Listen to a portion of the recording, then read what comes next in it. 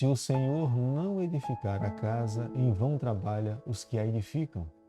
Se o Senhor não guardar a cidade, em vão vigia a sentinela. Inútil vos será levantar de madrugada, repousar tarde, comer o pão que penosamente granjeastes, e aos seus amados ele dá enquanto dorme. Salmo 127, verso 1 e verso 2. Bom dia para você, que Deus o abençoe no decorrer desse dia, que esse dia seja um dia de bênçãos para a sua vida, para a sua família. Quero clamar a Deus nessa manhã, nesse primeiro encontro, é o nosso primeiro compromisso com o Eterno, com o nosso Criador, a nossa primeira audiência. Nós queremos clamar a Ele que esteja ao nosso lado no decorrer de todo esse dia, abençoando a nossa vida. Nós temos certeza de uma coisa: tudo que nós construímos nessa terra, se nós não tivermos a bênção de Deus, ela não terá progresso. E é por isso que nós estamos aqui nesse momento buscando ao Senhor, entregando a nossa vida a Ele. Todos os nossos sonhos e projetos e planos, nós queremos a bênção do nosso Deus. Nós reclamamos essa promessa das mãos dEle nessa manhã. O salmista Davi, no Salmo 127, fala: inútil vos será levantar de madrugada, repousar à tarde, comer o pão que penosamente granjeaste. Aos seus amados ele dá enquanto dormem. Se nós buscarmos a Deus, colocarmos nas mãos do nosso Criador, nós teremos sucesso, seremos abençoados na vida, progresso em tudo aquilo que nós nos empenharmos. E eu quero nessa manhã pedir a Deus que isso seja uma realidade na minha vida e na tua vida. Quero convidar você, nós temos estudado o livro de Gênesis. Nessa manhã, o capítulo que nós estaremos estudando é o capítulo 11, o verso 1. Ora, em toda a terra havia apenas uma linguagem e uma só maneira de falar. O capítulo 11 do livro de Gênesis explica o capítulo 10. Os filhos de Noé se agruparam por família conforme as suas línguas, como nós encontramos no livro de Gênesis, capítulo 10, o verso 20 e o verso 31. Babel é o berço da Babilônia. O tempo da multiplicação das línguas acontece nos dias de Peleg, filho de Eber, como nós encontramos no livro de Gênesis, capítulo 10, verso 25. Temos que entender uma coisa: Deus não é arbitrário. Ele não impõe para que nós possamos tomar uma decisão, mas Ele observa, Ele analisa, então age visando salvar e restaurar todo o pecador ao arrependimento, como está lá no livro de Gênesis, capítulo 11, verso 5 ao verso 9. Dentre as cidades que Nimrod fundou, uma delas foi Babel. Ali os habitantes daquela cidade acreditavam que possivelmente no futuro pudesse acontecer um novo dilúvio. Se esqueceram ou não confiaram na palavra de Deus dada a Noé após o dilúvio, com a aliança do arco-íris, Deus assumindo o compromisso através da aliança, dizendo que não mais essa terra seria destruída com águas. E os homens de Babel achavam que posteriormente poderia acontecer de mais um dilúvio, de ter mais um dilúvio.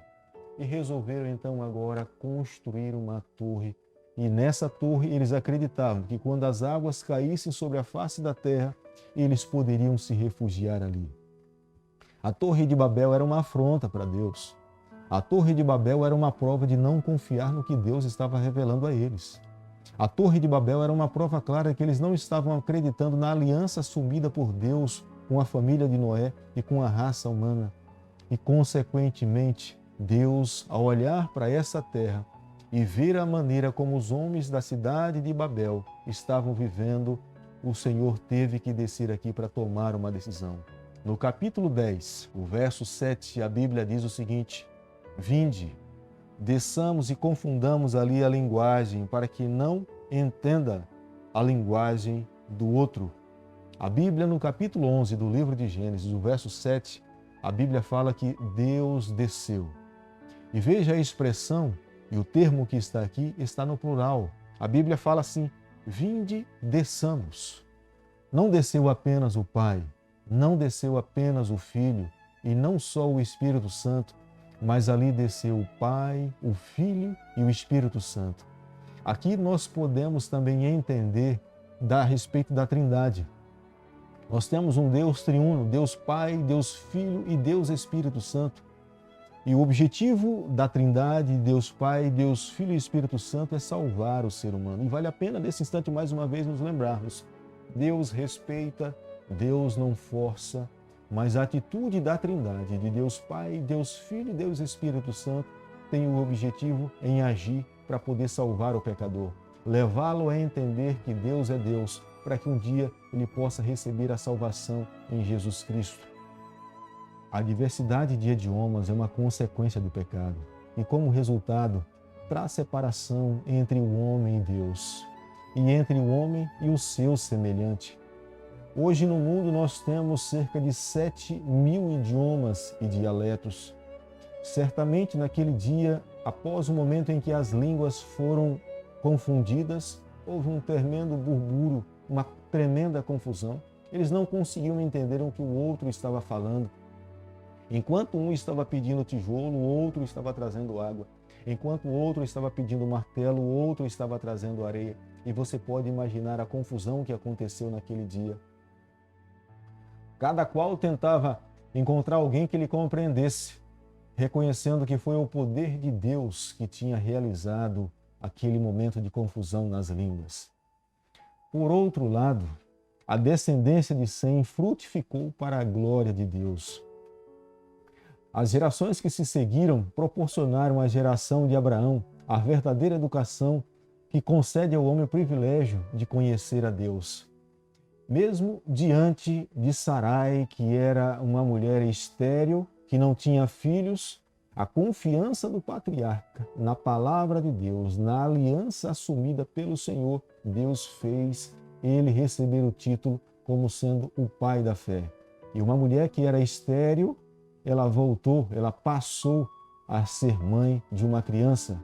Uma característica que nós podemos perceber claramente na vida de Abraão. Abraão era um homem que ouvia a voz de Deus. Abraão sabia perfeitamente quando Deus estava falando com ele. Uma prova é clara quando Deus lhe convida de sair de uma terra que ele habitava para uma terra estranha, desconhecida. E pela fé, Abraão toma a iniciativa de seguir a voz de Deus. Felizes são aqueles que estão dispostos a ouvir a voz de Deus. E eu acredito, meu amigo, que nessa manhã é o que nós estamos fazendo. É a nossa primeira responsabilidade. Cada dia pela manhã nós precisamos dedicar um tempo para ouvirmos a voz de Deus. Mas nós não podemos apenas ouvir, nós temos que ser praticantes da palavra do Senhor. Nós precisamos deixar a palavra de Deus conduzir a nossa vida. Nós precisamos permitir que ela molde e transforme o nosso coração. Quando nós olhamos para a Torre de Babel, fica muito claro e evidente. Eles sofreram as consequências de não conseguirem se entender porque eles não creram na palavra do Senhor. Se tivessem crido na palavra do Senhor, eles teriam permanecido ali, como o povo de Deus. O fato de não confiarem na palavra de Deus, foram confundidos. E eu quero nessa manhã terminar aqui pedindo a Deus que nos tome nas suas mãos. Guie a nossa vida, fortaleça a nossa caminhada. E a cada dia, rumo a Canaã celestial, nós possamos firmar os nossos olhos na pessoa de Jesus Cristo. Quando muito em breve Ele voltar aqui a essa terra, cada um de nós possamos ouvir o nosso nome ser mencionado nas nuvens dos céus, possamos subir para nos encontrarmos com o nosso Salvador e viver com Ele por toda a eternidade. Bondoso Deus e Pai, nas Tuas mãos nesta manhã nós nos colocamos. Pedimos perdão por todos os momentos que nós deixamos de ouvir a Tua voz. Fica conosco no decorrer desse dia. É o nosso pedido e a nossa oração que nós fazemos em nome de Jesus. Que o Senhor te abençoe e te guarde. Que Ele faça resplandecer o seu rosto sobre você. Que Ele tenha misericórdia de você. E sobre você, nessa manhã, Ele levante o seu rosto e conceda a sua paz, em nome de Jesus.